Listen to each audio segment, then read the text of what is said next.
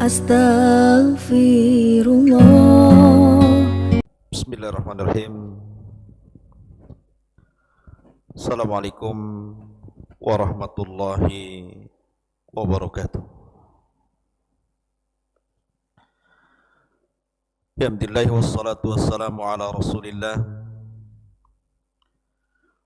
wa ala alihi wa sahbihi wa mawalah wa la hawla wa la quwata illa billahi wa ba'du. Qala Allahu azza wa jalla: Ya ayyuhalladzina amanu taqullaha haqqa tuqatih wa la tamutunna illa wa antum muslimun. Amma ba'du, ma'asyiral muslimin, dimanapun anda berada, alhamdulillah di malam hari ini dengan taufik dan izin dari Allah Subhanahu wa taala kita bisa kembali duduk untuk bermajlis ilmu walaupun lewat media.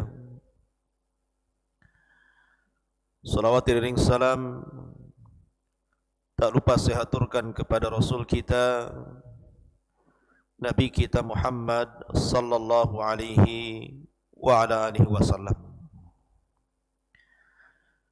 Pembahasan di malam hari ini kita akan membahas satu tokoh besar yang sangat berbahaya dalam sejarah Islam. Tokoh yang sangat membahayakan Rasul dan juga para sahabat Rasul di zamannya, di mana tokoh ini berdiri di balik layar untuk menghancurkan Islam. Siapa tokoh yang kita akan bahas, yang merupakan gembong kepala munafik di kota Madinah kala itu? Dialah Abdullah ibn Ubay ibn Salul al-Azdi dari kabilah Khazraj al-Azdi, termasuk dari penduduk Yathrib yang lakabnya dikenal dengan Ra'sul Munafikin, kepalanya tokoh munafik. Ma'asyiral muslimin yang dimuliakan Allah Subhanahu wa taala, Abdullah ibn Ubay ibn Salul dahulunya adalah tokoh yang sangat dihormati di kota Yathrib, terutama oleh dua kabilah besar yang bernama Khazraj dan juga Aus. Karena sebelum kedatangan Nabi sallallahu alaihi wasallam dari Mekah hijrah ke kota Madinah, maka dua kabilah Khazraj dan Aus ini selalu berperang, tidak akur, selalu bertikai dan salah paham. Akan tetapi Abdullah ibn Ubay ibn Salul ini selalu mendamaikan kedua kabilah tersebut, sehingga Abdullah ibn Ubay ibn Salul mendapatkan kedudukan dan hati di antara dua kabilah besar yang ada di Yathrib kala itu. Bahkan digadang-gadangkan untuk menjadi pemimpin bagi dua kabilah besar di kota Yathrib, Khazraj dan juga Aus. Akan tetapi ketika Nabi sallallahu alaihi wasallam hijrah dari kota Mekah menuju Madinah, dan Allah Subhanahu wa taala sudah izinkan Rasul untuk menjadikan kota Yathrib adalah kota tujuan akhir para sahabat yang hijrah. Yang sebelumnya para sahabat dua kali hijrah ke Ethiopia, Habasyah. Maka berangkatlah Nabi SAW dan minoritas para sahabat bersama Abu Bakar Siddiq radhiyallahu an, hijrah yang merupakan akhtarul hijrah, sebahaya-bahaya hijrah yang pernah dilakukan para nabi dan rasul. Karena hijrah Nabi SAW jauh lebih berbahaya dibandingkan hijrahnya Ibrahim dari Irak ke Palestina, dibandingkan hijrahnya Lut dan begitu seterusnya. Tetapi Allah Subhanahu wa taala senantiasa melindungi nabinya sehingga Rasul dan Abu Bakar radhiyallahu anhu selamat sampai di kota Yathrib. Ma'asyiral muslimin yang dimuliakan Allah Azza wa Jalla, kota Yathrib bukan hanya dihuni oleh kabilah besar Khazraj dan Aus saja, tetapi jauh sebelumnya sudah ada orang-orang Yahudi yang ada di kota Yathrib ini dan minoritas orang-orang Nasrani. Bahkan orang-orang Yahudi yang ada di Yathrib juga mayoritas terdiri dari 3 kabilah yang ma'ruf, di antaranya kabilah Bani Quraidah, kabilah Bani Nadir dan kabilah Bani Qunaiqah. Dan juga sering berselisih paham antara kabilah-kabilah Yahudi satu dengan yang lainnya atau kabilah-kabilah Yahudi dengan kabilah Khazraj dan juga Aus, sehingga tak jarang di antara mereka selalu bertikai. Tetapi kedatangan Nabi SAW merubah wajah kota Yathrib yang tadinya kota saling bermusuhan satu kabilah dengan yang lainnya, saling menumpahkan darah satu yang lainnya, saling merusak satu dengan yang lainnya. Maka dengan kedatangan Nabi SAW berubahlah wajah Yathrib. Maka Nabi mengajak kabilah-kabilah baik dari kalangan Yahudi, Nasrani ataupun orang-orang penyembah berhala dari kalangan musyrikin Khazraj dan Aus untuk berdamai, untuk saling melindungi satu dengan yang lainnya, sehingga lahirlah sebuah piagam kesepakatan yang disebut dengan piagam Madinah. Ma'asyiral muslimin yang dimuliakan Allah Azza wa Jalla, seiring dengan waktu, karena akhlak yang ditonjolkan Nabi SAW dan dakwah yang penuh dengan rahmat, dan Nabi dan Rasul yang memang diutus kepada manusia membawa rahmatan lil alamin, kemudian ditambah kelembutan hati penduduk Yaman yang merupakan 2 kabilah besar Khazraj dan Aus, maka tidak butuh waktu lama, rupanya Islam mudah menyebar di kota Yathrib, sehingga akhirnya 2 kabilah besar Khazraj dan Aus belakangan mereka pun memeluk Islam dan menjadi ansaru Rasulullah SAW, menjadi penolong Rasul, dan merekalah orang-orang Ansar. Singkat cerita, maka pengaruh Abdullah ibn Ubay ibn Salul mulai redup. Setelah sebelumnya digadang-gadangkan menjadi pemimpin mereka, tapi setelah kedatangan Nabi SAW, rupanya banyak orang yang masuk Islam. Dan di dalam Islam terjadi kesetaraan. Makna kesetaraan di sini artinya tidak dibedakan apakah anda orang kaya atau orang miskin, apakah anda pejabat ataukah rakyat biasa, apakah anda berkulit hitam ataukah berkulit putih. La fadla bainal arabi wal a'jam walal aswad alal ahmar illa bitaqwallah.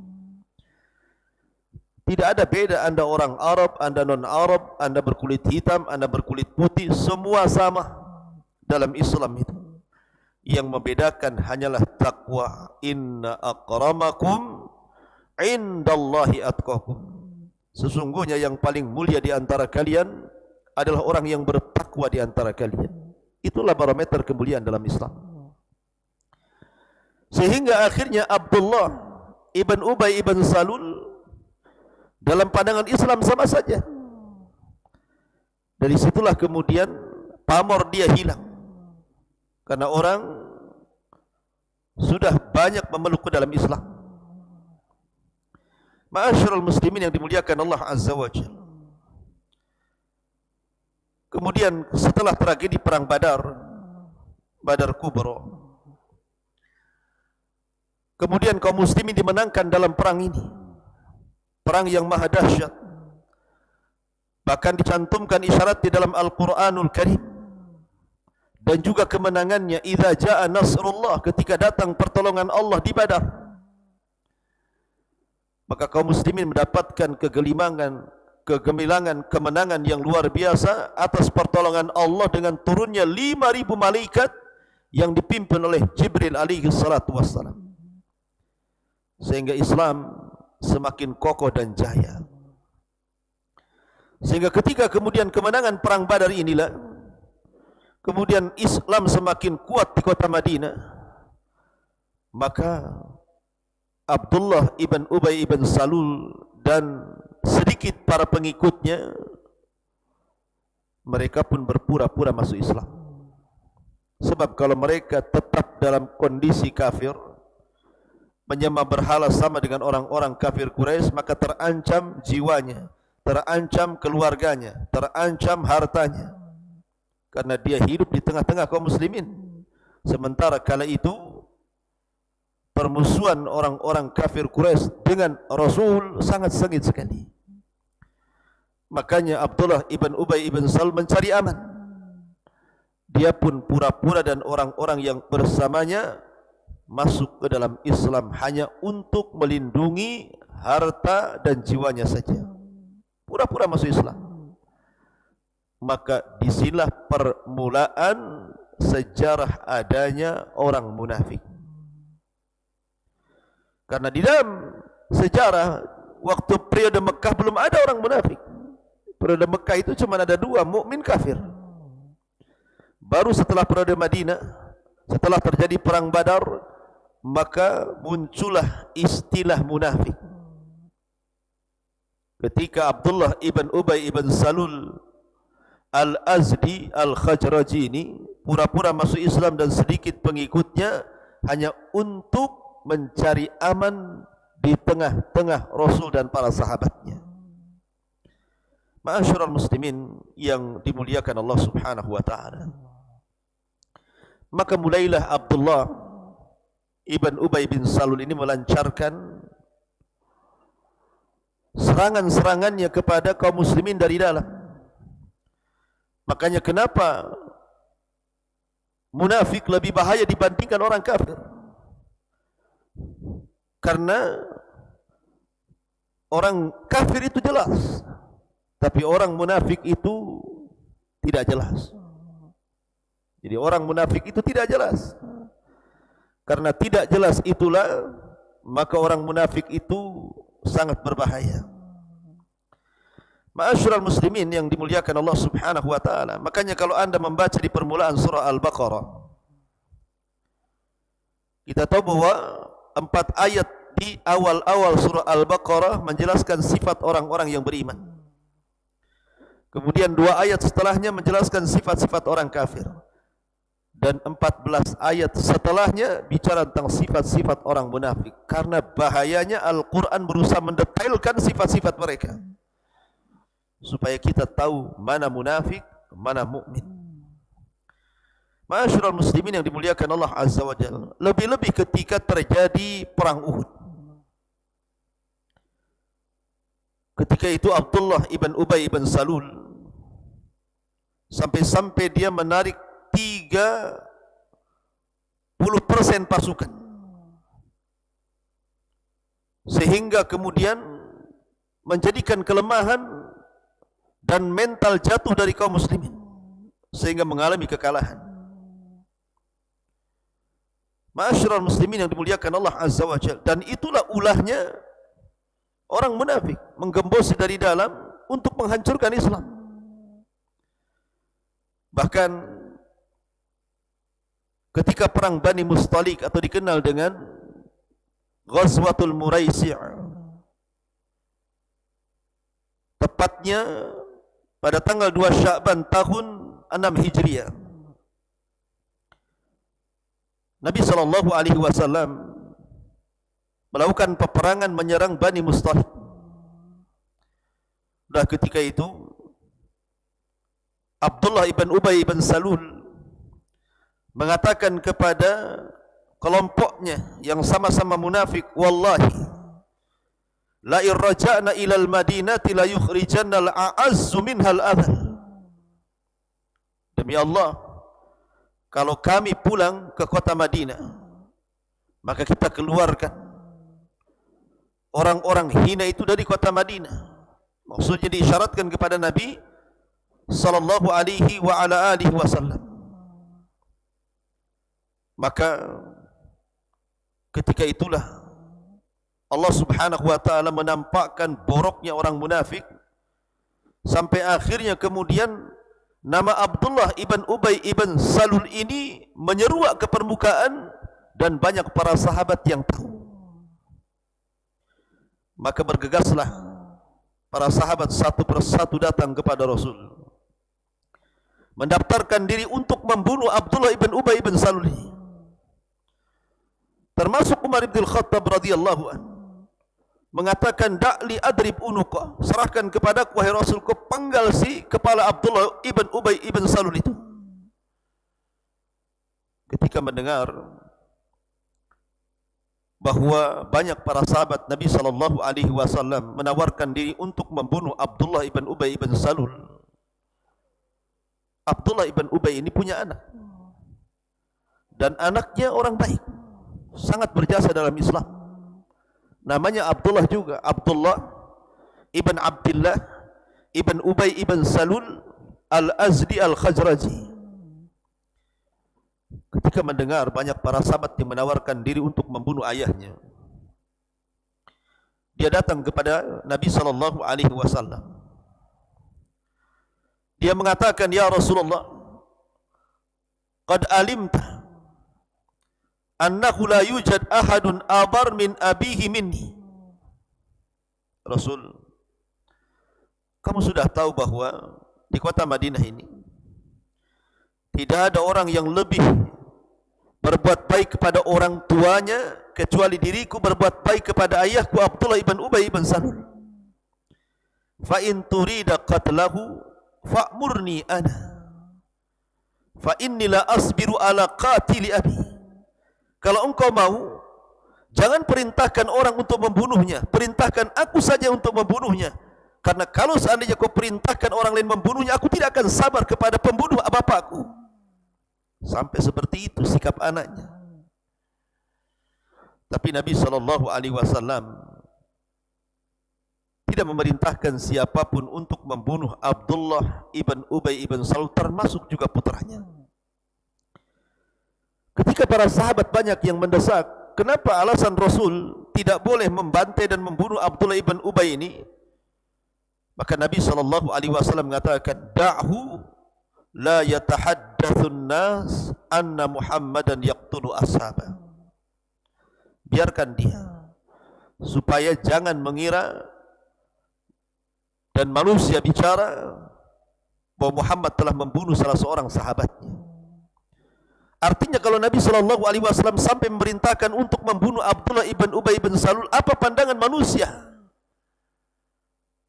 Tentu mereka akan mengatakan, macam mana si Muhammad itu? Kenapa dia bunuh sahabatnya? Apa salah dia? Sehingga orang akan takut masuk ke dalam Islam. Orang-orang yang tidak paham kondisi seperti ini. Karena ketika itu tidak bisa dibedakan mana munafik, mana sahabat Rasul SAW. Karena nifak itu ada dalam hati, bukan di zahir lisannya, bukan di zahir perbuatannya. Karena orang-orang munafik di zaman itu bergabung dengan para sahabat Nabi SAW, bersahadat di hadapan Rasul, salat di belakang Rasul, berjihad bersama Rasul, sedekah kepada Rasul. Tidak bisa dibedakan antara sahabat Rasul SAW dan juga orang munafik. baru setelah perang Tabuk. Maka turunlah Jibril memberitahu nama-nama orang-orang munafik. Maka Nabi SAW akhirnya mendapatkan catatan sekitar 80 orang yang terlibat dalam perang Tabuk. Si fulan munafik, si fulan munafik, si fulan munafik.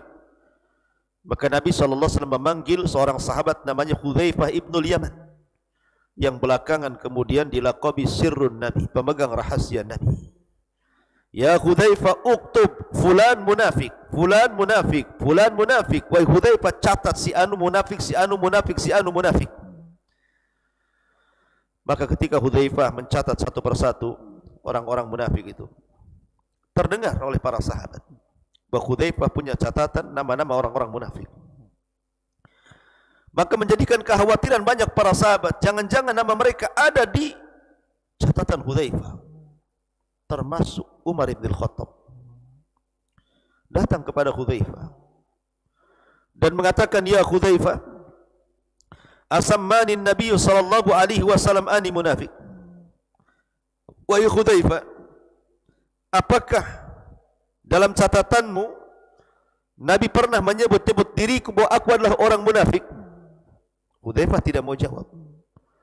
Tapi karena Umar mendesak, memaksa, maka Hudzaifah pun kemudian memberitahu dan mengatakan, kamu tidak termasuk dalam catatan dan aku tidak akan memberitahu kecuali dirimu. Karena orang munafik bahaya. Makanya Allah Subhanahu wa taala menggambarkan, humul ladzina yaquluna la tunfiqu ala man inda Rasulillah hatta yanfaddu walillahi khazainus samawati wal ard walakinnal munafiqina la yafqahun. Mereka orang-orang yang mengatakan kepada orang-orang Ansar, janganlah kamu memberikan perbelanjaan kepada orang-orang Muhajirin yang ada di sisi Nabi SAW supaya mereka bubar meninggalkan Rasul. Padahal kepunyaan Allah lah pembendaharaan langit dan bumi, tetapi orang-orang munafik itu tidak paham sampai menggembosi seperti itu. Sampai orang-orang Ansar, Khazraj dan Aus dipengaruhi supaya tidak membantu lagi orang-orang Muhajirin supaya satu persatu meninggalkan Nabi SAW. Itulah kelicikan Abdullah ibn Ubay ibn Salul, tokoh munafik. Ma'asyiral muslimin yang dimuliakan Allah Subhanahu wa taala, yuriduna an yutfi'u nurallah, mereka hendak memadamkan cahaya Allah. Wallahu mutimmu nurih walau karihal kafirun, dan Allah tetap menyempurnakan cahayanya. Maka orang-orang Abdullah ibn Salul sendiri, kurang lebih perbuatan mereka dengan tokoh mereka Abdullah ibn Ubay ibn Salul, mereka berpura-pura baik di hadapan Rasul, tapi mereka menanamkan kejahatan dalam hati mereka. Bahkan suatu ketika orang-orang yang mengikuti Abdullah ibn Salul berkumpul-kumpul. Setelah usai dalam peperangan, mereka pun mengejek Rasul dan qurra, para ahli Quran, dan mengatakan, ma ra'ayna, aku atau kami tidak pernah melihat orang yang paling rakus terhadap dunia, paling penakut ketika berjumpa dengan musuh, paling begini dan begitu. Pokoknya mencela Rasul dan para sahabat Rasul dari kalangan ahli Quran. Maka ketika sampai kabar ini kepada Rasul, maka Allah Subhanahu wa taala turunkan ayat, qul abillahi wa ayatihi wa rasulihi kuntum tastahzi'un la ta'tadiru qad kafartum ba'da imanikum. Apakah dengan Allah, dengan ayatnya, dengan Rasulnya kalian mengolok-olok? Sungguh kalian telah kufur setelah keimanan kalian, dan jangan cari-cari alasan. Ma'asyiral muslimin yang dimuliakan Allah Azza wa Jalla, maka Allah Subhanahu wa taala pun kemudian takdirkan Abdullah ibn Ubay ibn Salul meninggal dunia. Ketika Abdullah ibn Ubay ibn Salul meninggal dunia, maka anaknya Abdullah ibn Abdullah ibn Ubay ini datang kepada Nabi SAW kemudian meminta Rasul sallallahu alaihi wasallam untuk memberikan qamisnya, bajunya, supaya dikafankan kepada ayahnya. Kemudian juga dia meminta kepada Rasul untuk menyolatkan ayahnya. Maka Rasul pun kemudian memberikan bajunya. Ada yang mengatakan sebenarnya baju ini adalah baju yang dulu dihadiahkan Abdullah ibn Ubay kepadanya. Rasul ingin kembalikan kembali dan dijadikan kafan. Dan ketika Nabi SAW hendak menyolatkan Abdullah ibn Ubay ibn Salul, tiba-tiba Umar ibn Khattab menarik baju Nabi SAW dan mengatakan, "Ya Rasulullah, qad nahaka rabbuk an tusalli alaihi." Rabbu melarang tidak boleh solat kepada orang munafik. Maka Rasul mengatakan, "Innama khayyaranillah." Sesungguhnya Allah memilih diriku apakah menyolatkan atau tidak, wahai Umar. Faqala, dia mengatakan, "Astaghfir lahum aw la tastaghfir lahum. In tastaghfir lahum 70 marratan falan yaghfirallahu lahum." Engkau mintakan ampun kepada mereka orang-orang munafik, atau tidak engkau mintakan ampun terhadap mereka orang-orang munafik.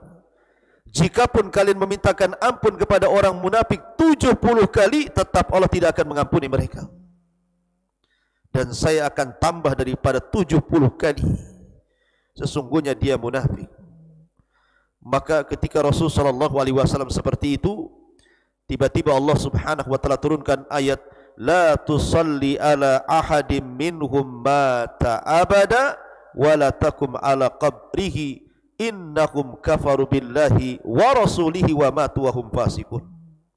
Janganlah engkau wahai Muhammad salat kepada satu pun di antara mereka selamanya, dan tidak boleh berdiri mendoakan di atas kuburnya, karena mereka telah kufur dengan Allah, dengan Rasulnya, dan mereka mati dalam kondisi fasik. Sejak itulah Rasul dilarang tidak boleh menyolatkan orang munafik. Tentu yang dimaksud munafik di sini tentu adalah munafik i'tiqadi, bukan munafik amali. Wallahu a'lam bishawab. Inilah kisah Abdullah ibn Ubay ibn Salul, tokoh munafik secara singkat. Mudah-mudahan ada manfaatnya. Subhanakallahumma bihamdika, asyhadu an la ilaha illa anta, astaghfiruka wa atubu ilaik. Allahu ta'ala. Assalamualaikum warahmatullahi wabarakatuh.